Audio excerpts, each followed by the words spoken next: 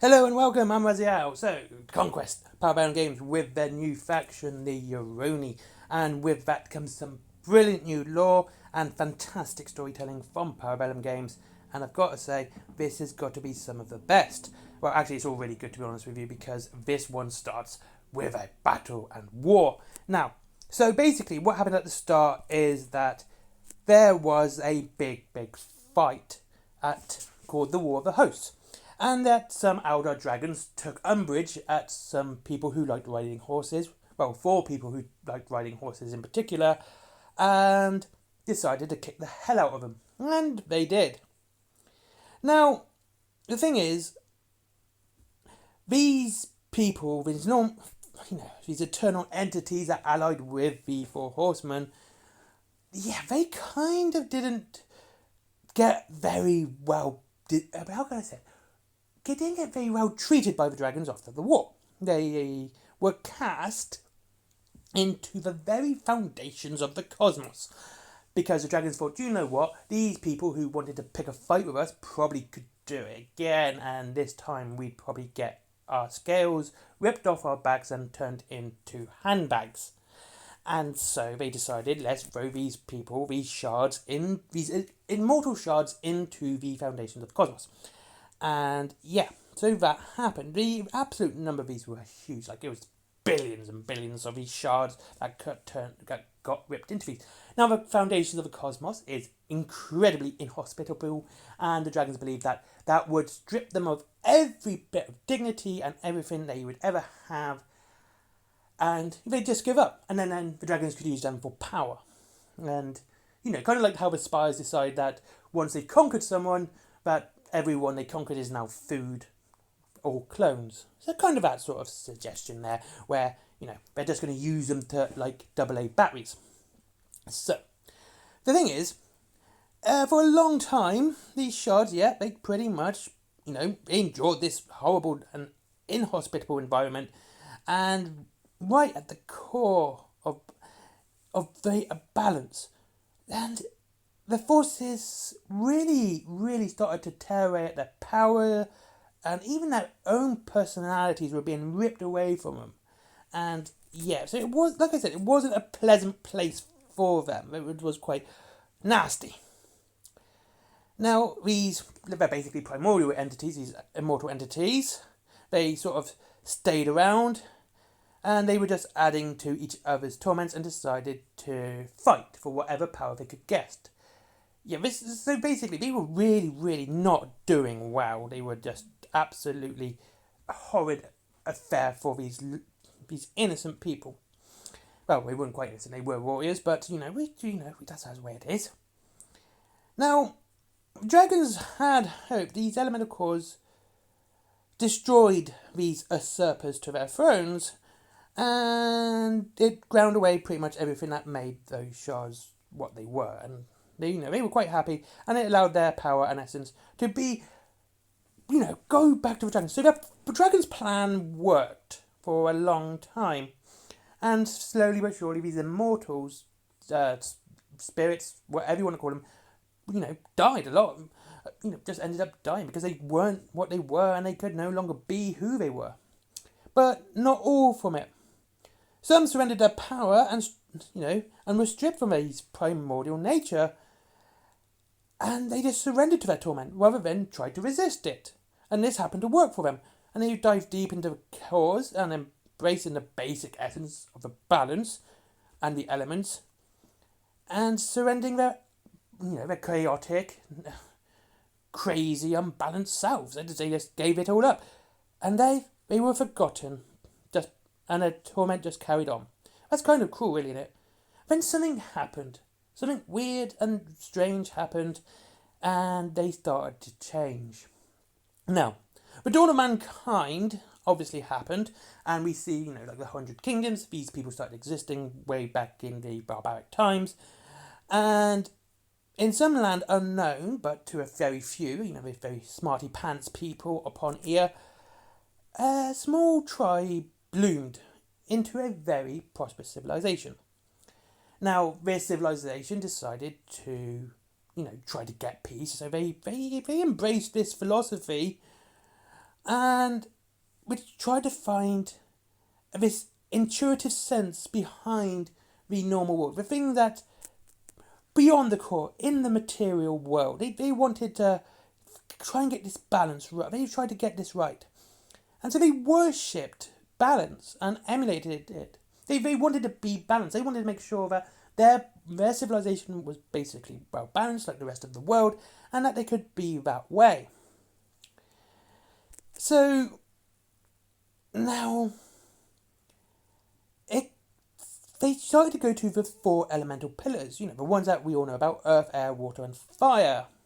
Now they discovered a 5th element. Surprise. Wait, no. The void or heavens. Wait, it's not surprise. But that is surprising. It's this unifying, invisible force that could be understood but not perceived. Like, you could understand what the void is, but you couldn't perceive what the void is. I think that's quite interesting that they kind of caught this idea. They could understand this 5th element. Now, they obviously prayed a lot, and these spirits just could never get a good night's kip. They just couldn't do anything. And so a lot of them just stirred and couldn't sleep and weren't tired all the time. And they just prayed and prayed and prayed to try and get something right. Now, some actually could listen to what they were saying and their intent. Ultimately, this was their philosophy. They spoke of enlightenment. Yeah. Had something that all souls must do before they could, become what they were, and actually ascend from the darkness and the elemental turmoil. And this was a path that, not even like humans could work out. And you're not human by any sense. You've got floating pieces of samurai armor, so I doubt you'd call them human when there's nothing inside. Now, there was this guy called the Twice-Masked Prince, and he decided he was going to guide his people through discipline, focus, and self-denial. And a growing number of these spirits, shards, or whatever you want to call them, started to be able to finally climb up. They managed to see their way. Each step he took became just a tiny bit wider and a little bit more stable and easier to get to. They were working really hard to get past that torment of the elemental core. They were working so hard, and the Twice-Masked Prince was really helping them out. So over centuries, like this took ages and ages.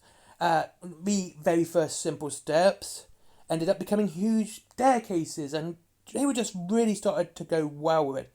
And the passage of the many souls, they turned these stairs into an impossible tower, a pagoda. And this pagoda contained the elemental layers to the, well, it says here in the law, boundless. That's a good word. We'll say boundless. Boundless elemental domains. And the boundless heavens, right? The basically boundless sky. They managed to get there through this massive tower. I know a lot of this is metaphor, but let's just pretend because it's fantasy. Now, no matter how well they did, they realised they couldn't actually pierce the heavens above. They couldn't do it. It's like they kept trying and they could not. But they did keep trying. They didn't give up. They were completely stubborn in this act. They were going to keep going until they pierced the heavens themselves and finally got away from the elemental torment. And they started seeing the amazing things from the past the heavens, the beauty, the poetry, all of this really cool. And they really started to make some fine things. They created art, and they had, they loved beautiful things. It was just something until that was absolutely amazing. And they just stayed there for centuries, constantly peering into the heavens, and seeing the greatest among them making a sudden epiphany that allowed them to move even further, but never quite piercing that veil. But it seemed fate had different plans for them, because they were never to set foot on mortal ground. Well, that was until now. Now, the folly of mortals and their hubris to reach the heavens, higher than theirs. And the ceiling cracked. The heavens broke open. A thread was pulled, and then what separated the elemental domains, and the veil was weakened, and then after eons and eons of significant devotion has suddenly granted the eternal pagoda a powerful presence that just rippled in the mantle, and the highest layers now escaped the elemental bowels of balance.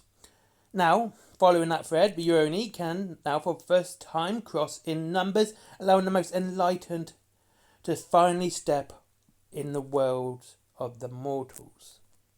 Anyway, that's a basic and very badly summarised version of the Yoroni lore. I hope you enjoyed it. I hope it's got you into the conquest swing of things with this new Japanese army. I really am interested in it. I think it's going to look really cool. And they do look really cool, to be honest with you. The Kitsune is probably one of my favourite models right now. I'm definitely going to be getting one of them either way. And I hope to see you all in the next video. And if you wish to save money on some conquest stuff, they have it down below on Wayland Games. If you want to start a new army, which is out now, you got loads there. You got Radran, and the Spires, and the Old Dominion, and 100 Kingdoms. And so yeah, up to 20% off and free delivery after £20. There is also Forbidden Planet for comics, DVDs, mangas, all that really cool geeky stuff that everyone loves. There's my comics if you want to see Little Red Riding Hood go absolutely ham on some Lovecraftian werewolf cyborgs. Or there's also another comic where you can just see some teenagers getting ripped apart by some tentacle monster. There's also Skyforge as well. Don't forget Skyforge, a good friend of mine. Let's get him up that old Google algorithm. And finally, Patreon because business. Bye bye.